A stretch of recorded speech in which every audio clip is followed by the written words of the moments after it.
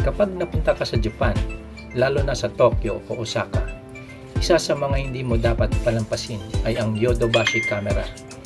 Ito ay isang malaking electronics at department store na halos parang mall sa laki. Kilala ito sa napakaraming produkto, mula gadgets hanggang sa gamit sa bahay, laruan at kahit beauty items. Sa video na ito, ipapakita ko sa inyo kung anong pwede nyong bilhin sa Yodobashi camera at bakit ito patok sa mga turista at locals. Ito, escalator. We also handle tax-free items at Yodobashi Camera. When you shop, eligible products can be offered at tax-free prices. Isa sa pinakamasayang parte ng Yodobashi camera ay ang laruan at hobby section. Hindi lang ito para sa mga bata, kahit matanda, mapapasaya dito. Sobrang dami ng pagpipilian, mula sa classic toys hanggang sa mga high-end collectibles na madalas lang makikita sa Japan. Steam Rider. Baki. Where's the Godzilla? I want to find the Godzilla. Here.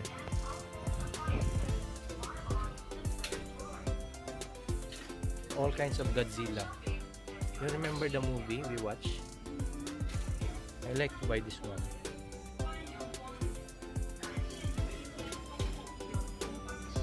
Yeah, this one I know.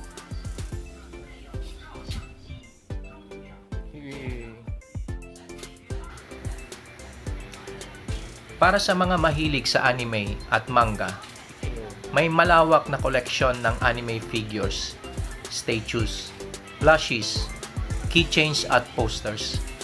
Makakakita ka ng mga characters mula sa sikat na mga anime gaya ng One Piece, Demon Slayer, My Hero Academia, Naruto, Jujutsu Kaisen, Evangelion at Attack on Titan. At kung kolektor ka ng mga trading cards, may section din para sa mga Yu-Gi-Oh!, Pokemon, Magic the Gathering, at iba pa. May mga binder, card sleeves, deck boxes, at display cases para maayos mong ma-store ang iyong koleksyon.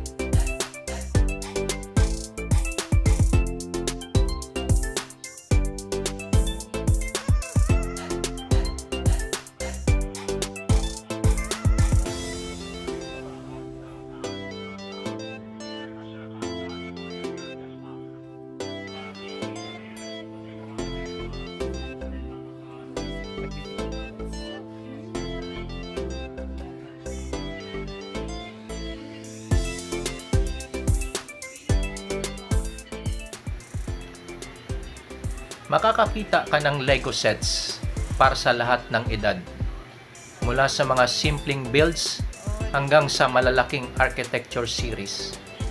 Meron din silang puzzle toys, building blocks at educational toys para sa mga bata. Para sa fans ng Tomica, meron din buong display ng miniature cars at playsets. I need to find the Pokemon cards.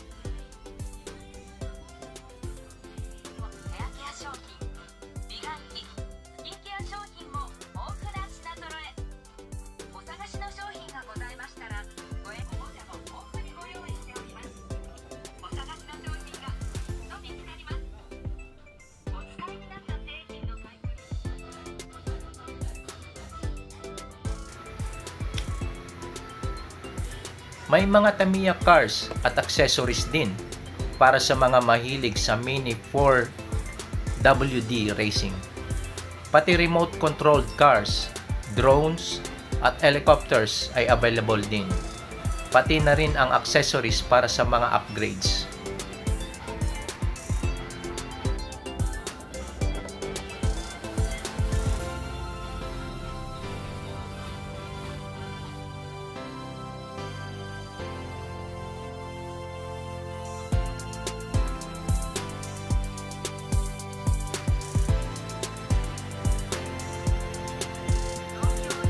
Mahilig ka ba sa capsule toys o gachapon? Sa Yodobashi, meron silang buong section ng gachapon machines. Pwede kang maghulog ng coins at makakakuha ng random minifigures, keychains at novelty items na madalas lang Japan exclusive.